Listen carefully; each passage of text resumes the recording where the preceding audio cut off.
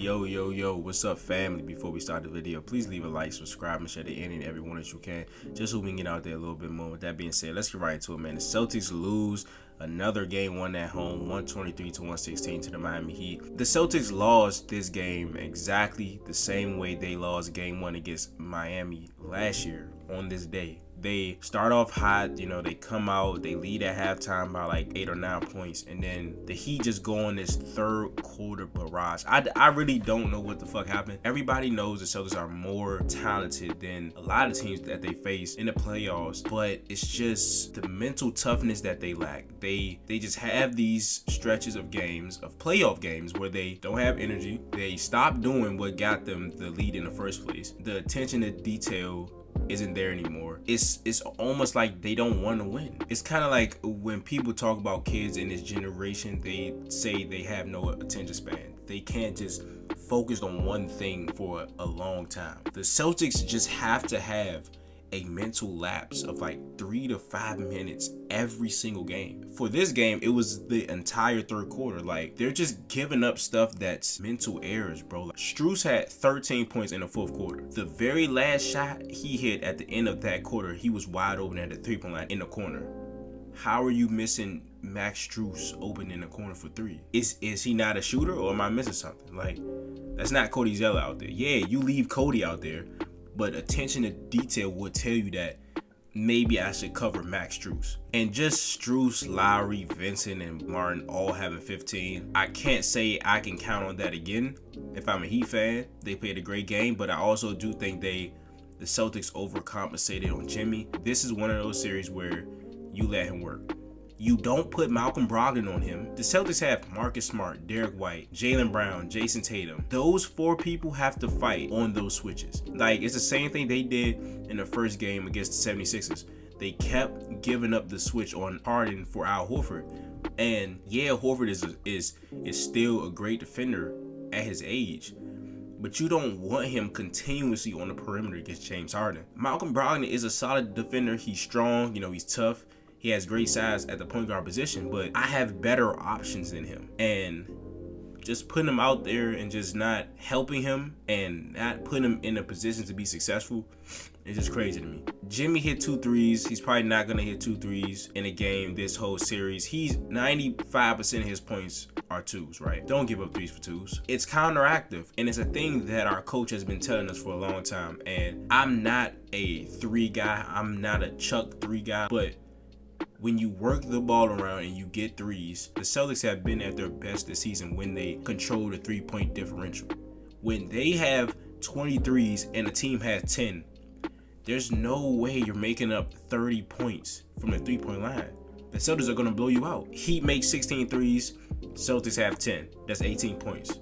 They won by 7. Shows right about that part too, but again, there's a lot of similarities in this game from the Heat game last year and the 76ers game one from a couple weeks ago. The Celtics were dominating the painted area, right? They were attacking. There was no Embiid, so they had like 60 points in the paint, but they still lost because, one, Joe is right. Threes mathematically are more than twos, but the thing I think that's more important that gets overshadowed is the fucking defense. If you score 60 points in the paint, you're supposed to win. The Celtics damn near shot 75% in the first half in the 76ers game one, and they were only up 3 at halftime because they gave up 62 points. You can't play offense and not play defense. You got to do both things. The Celtics didn't get timely stops and dug yourself such a hole in the third quarter by having an entire quarter of mental lapses and you just not paying attention to detail and being tough mentally. That's why their series always extends. They go past the 5 games that they're supposed to go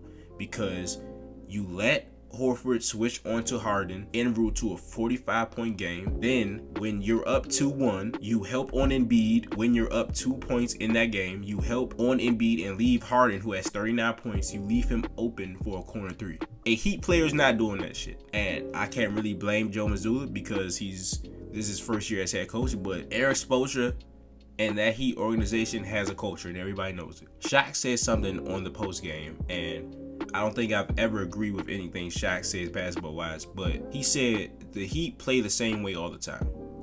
Whether they're hitting shots, whether they're not hitting shots, whether they're drawing fouls, whether they're not, no matter what the circumstance is, no matter if Jimmy has 10 points, the Heat always play the same. And for the Celtics, that's not true. There's no telling if you're gonna get best version of the Celtics or the worst version. And when they're at their best, they blow teams out. It's just so crazy how they see that they can win when they play a certain way, and they just don't continue to do it. Smart just said it in the post game. They get tired of doing the little things that got them the lead. Why is that a thing in the Eastern Conference Finals? I think Jalen said they came out too cool. Nigga, it's the Eastern Conference Finals, bro. What you mean you came out too cool? That's gonna be the thing that fucks them in the finals, is when you don't take care of your business. From this postseason and last postseason, the only time they took care of their business was in the first round against KD, Kyrie, and the Nets. They swept them. Every game was close, but they swept them. That means they took care of their business when they needed to. They didn't let the Nets get life. They didn't let them get a game and then get some momentum. They nipped that shit right in the bud. Second round, Milwaukee. They're the better team. When the Celtics win, they win by 15 plus. When they lose, they win by everything lower than 8 points. And in their losses, Tatum has 10 points. They have 20 turnovers, and they're still losing by 1 or 2 possessions. Their worst game has them in every playoff game. You just can't have a third quarter where you lose by 20 points. You just can't be that bad for a 12-minute stretch of a game.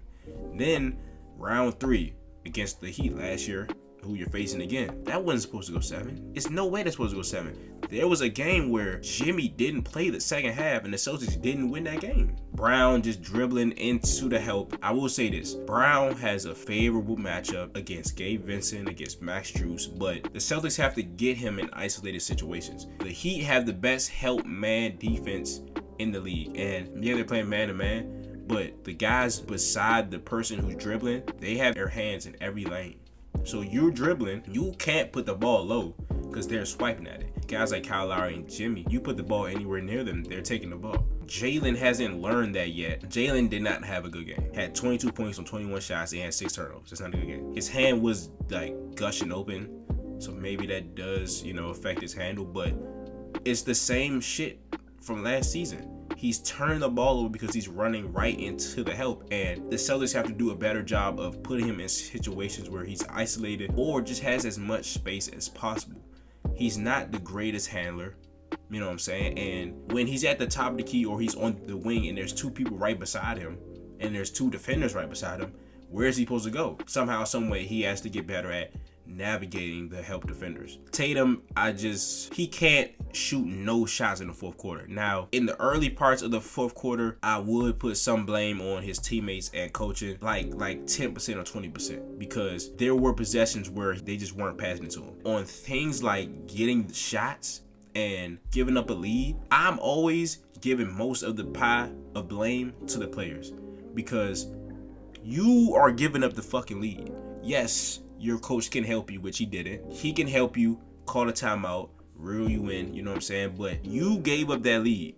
And there's been plenty of times where coaches have called timeouts to stop runs and the run continues. It's not a guarantee. But the thing that you can control is you 5 on the court stopping that run. Towards the end of the fourth quarter where Tatum was actually getting the ball and turning it over, that's on him. Because if you just see it, and like Tatum takes no shots in the fourth quarter. If you didn't watch it, you were instantly assuming that he's not touching it enough. He touched it in the last 5 minutes in the fourth quarter. He touched it, but his problem was he had 3 turnovers, and 2 of those turnovers were him trying to settle for threes. He caught it trying to do a step back, and the Heat are running him off the 3-point line. So he's about to shoot it, but they are aggressive and come to his chest, and he's fumbling the ball. He has nowhere to throw it, so he throws it right to Jimmy, or he travels. That's because he's trying to settle it, not attack.